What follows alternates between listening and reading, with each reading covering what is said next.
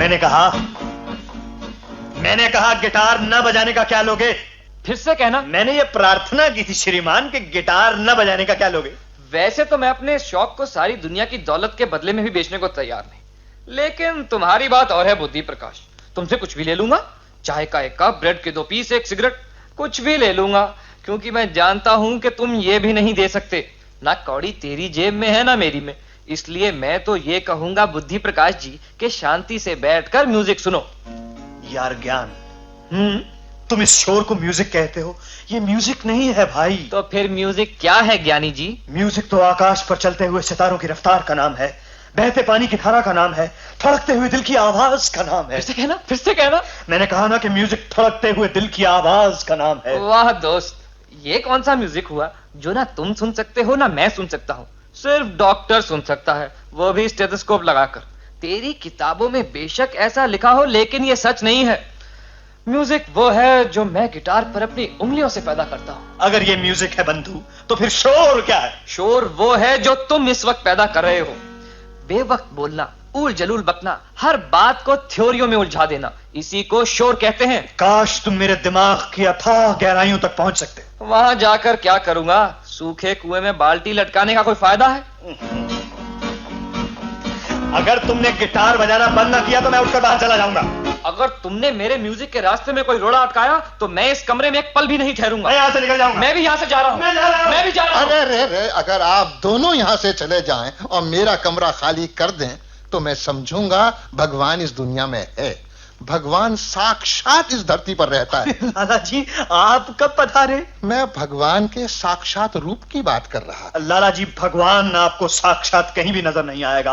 वो तो एक शक्ति है, एक ताकत है, जिसकी मर्जी से इस दुनिया के कल पुर्जे चलते हैं। अगर ऐसा है ज्ञान जी, तो फिर ये 2 पुर्जे जिनका नाम ज्ञान प्रकाश और बुद्धि प्रकाश है, ये क्यों नहीं चलते?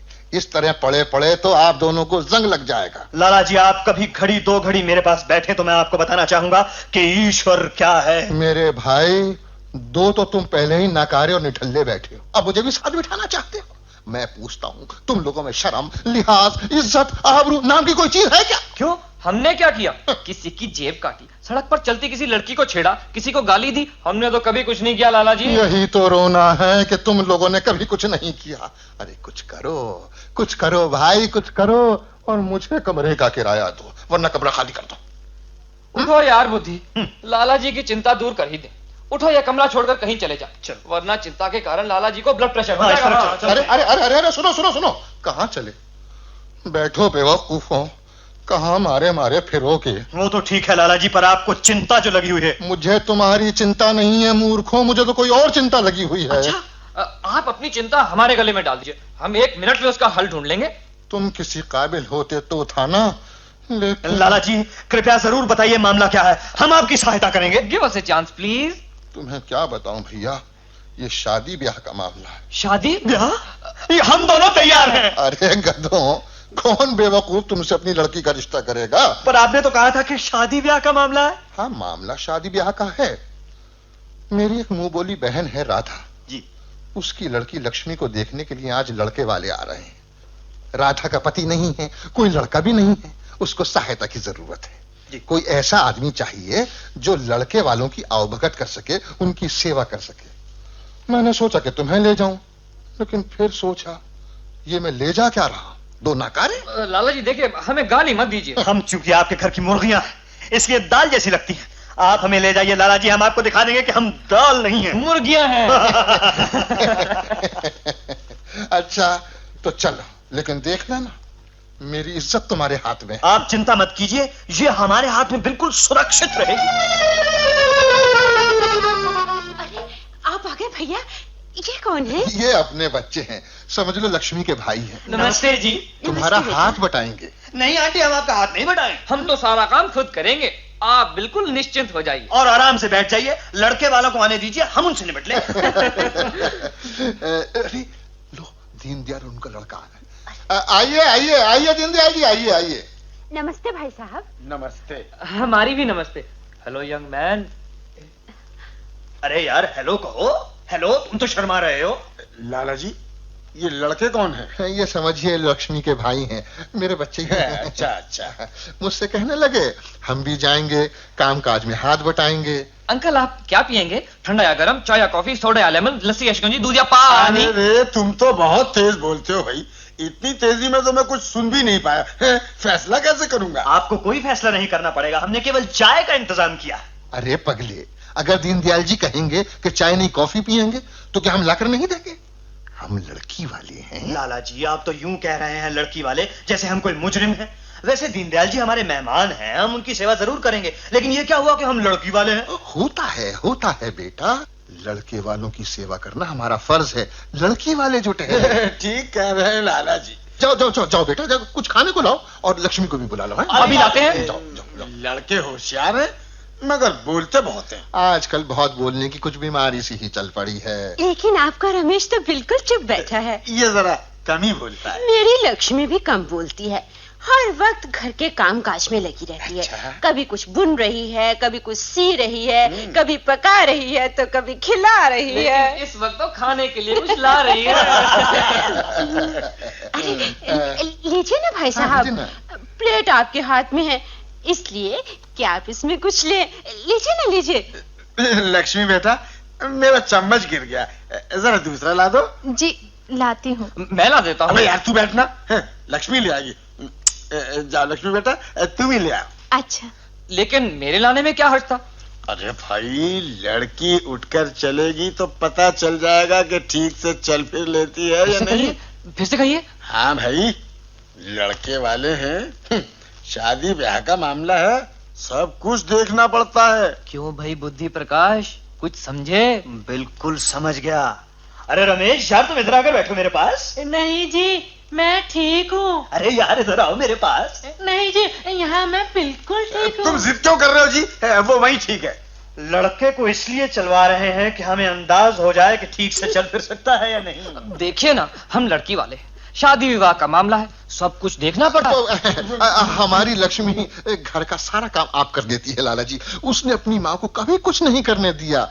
निठल्ला बैठना तो उसने सीखा ही नहीं, स्कूल से पढ़ा कर आती है तो घर के कामकाज में लग जाती है। लक्ष्मी के होते हुए मुझे ये कभी नहीं लगा लाला जी कि मेरे कोई लड़का नहीं है। लेकिन अब तो आपके दो लड़के हैं, ज्ञान और मैं। लक्ष्मी बिटिया, हमने सुना है तुम गाती बहुत अच्छा है ना? जी। हमें गाना नहीं सुनाओगी? अंकल मुझसे गाना। जाना, अरे जा बेटा, अंदर से हारमोनियम ले आ। नहीं माँ। आप गाना सुनना चाहते हैं? हर्जी क्या है? मैं सुनाऊं आपको गाना? मैं बहुत अच्छा गाता हूँ। सुन लेंगे गाना है, लेकिन आज तो लक्ष्मी से सुनेंगे। अंकल मुझसे नहीं गाया जाएगा आज। यार रमेश, हमने लाला जी से सुना था कि तुम कॉलेज में कबड्डी खेला करते थे, है ना? जी हाँ, मैं अपने कॉलेज का चैंपियन था। तो आओ यार, दो हाथ हो जाए। यहाँ घर में कबड्डी इस वक्त। मैं सोच रहा था कि जब सब अपने अपने जौहर दिखा रहे हैं तो क्यों ना तुम्हें भी मौका दे दिया जाए। माँ, मैं बर्तन ले जाती हूँ। हाँ बेटा, तू जा। लाला जी, लड़की तो हमें पसंद है, बाकी आप देख लीजिएगा। उसकी आप फिक्र न कीजिए। मेरा तो सब कुछ लक्ष्मी है भाई साहब, मुझसे जो कुछ भी हो सकेगा करूंगी। वो ऐसा होता है ना कि हमारी इज्जत का सवाल है कि शादी धूमधाम से हो। वो तो होगी ही, जब बैंड बाजा बजेगा तो धूमधाम तो होगी। भाई मेरा मतलब है अपनी नाक रह जाए, लोग ये न कहें कि पहले लड़के की शादी की और वो भी बस यूं ही। ऐसा क्यों कहेंगे? आपने तो देख लिया, हमारी लक्ष्मी लाखों में एक है। वो तो है, लेकिन लोग तो उस वक्त दुल्हन के अलावा और भी बहुत कुछ देखते हैं। क्या देखते हैं? बेटा तुम नहीं समझोगे। दीनदयाल जी जहेज की बात कर रहे हैं। जहेज तो यूं ही बस नाम रख दिया है भैया। असल में लड़की वाले जानते हैं कि उनकी लड़की नए घर जा रही है, और तुम तो जानते ही हो कि नए घर में दुनिया भर की चीजों की जरूरत होती है ना। मैंने तो आपसे कह ही दिया था कि हम 20,000 तक खर्च कर सकेंगे। वो तो ठीक है, पर 20,000 में आजकल क्या होता है? 30-35 तक तो हमें कई लोग कह चुके हैं। अब देखिए ना, लक्ष्मी हमारी बड़ी गुणवान है। लेकिन आपको ये तो ख्याल रखना चाहिए कि हमारी भी कुछ इज्जत है। मैं 25,000 तक खर्च करने को तैयार हूँ। 25,000 एक, 25,000 दो, 25,000 तीन, लड़का हमारा हो गया जी। ये क्या हो रहा है? ये नीलामी हो रही है। क्या मतलब? आप मेरे लड़के की बेइज्जती कर रहे हैं? सुनिए, आपका लड़का? अब ये आपका लड़का कहाँ रह गया? इसका तो हमने 3 बोल दिया है। इस घर में हम अब 1 मिनट भी नहीं रुक सकते। चलो रमेश। लाला जी, हम भी आखिर इज्जत वाले लोग हैं, इस तरह से अपनी बेइज्जती होते नहीं देख सकते। पर मैंने या राधा ने तो कुछ नहीं कहा। अजी आप कहते तो शायद मैं सुन भी लेता, लेकिन ये लौंडे, ये किराए के टट्टू, इनकी ये हिम्मत कि हमारे सामने सामान चलाए। मैं पूछता हूँ इनका अधिकार क्या है? मेरा तो अधिकार है ना दीनदयाल जी, मेरे घर में मेरा ही सौदा हो रहा है, मैं तो बोल सकती हूँ। जो कुछ उन्होंने कहा है वो मेरे मन की बात है। अरे यहाँ लड़के तो लड़के, लड़की भी बोलती है। चला रे, 1 मिनट ही रुकेंगे यहाँ। ओहो, बुद्धि जी, ज्ञान, लक्ष्मी, ये तुम सबने क्या किया, क्या किया? लाला जी, हमसे बहुत बड़ी गलती हो गई। दीनदयाल जी अचानक उठकर चले गए। हम तो इतनी मिठाई लाए थे, उसका क्या होगा? देखो देखो, लाला जी की हंसी निकल गई। इसका मतलब हमने बिल्कुल ठीक किया। अब कोई डर नहीं, मैं इनके गुस्से से बहुत डरता हूँ। लेकिन बेटा, शादी ब्याह के मामले में कोई ऐसे करता है क्या? लाला जी, शादी ब्याह की बात कहाँ थी, ये तो दुकानदारी थी। आपने यूं ही हमसे कह दिया था। दीनदयाल जी तो घर में बैठकर व्यापार कर रहे थे। और आप तो जानते हैं रेजिडेंशियल एरिया में दुकान खोलना मना है।